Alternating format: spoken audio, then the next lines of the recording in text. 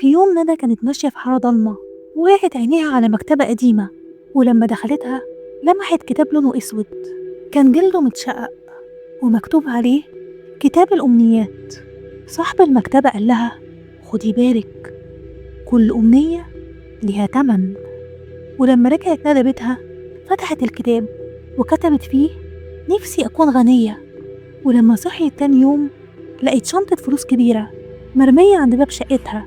فرحت وضحكت، بس بعد شوية سمعت خبر في التلفزيون عن سرقة وقتل في نفس المنطقة، لكن ندى ما اهتمتش ورجعت كتبت تاني في الكتاب نفسي ألاقي حد يحبني بجد.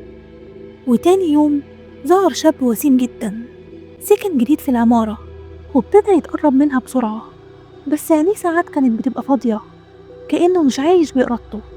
وهنا بدأت ندى تفهم كل أمنية بتتحقق وراها تمن كبير.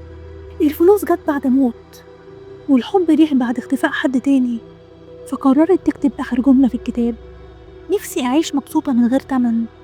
وفجأة النور قطع، الفلوس اختفت، والشاب اتمسح من قدامها. فتحت الكتاب لقت صفحة جديدة مكتوب فيها تمت أمنيتك الأخيرة، تمنها روحك.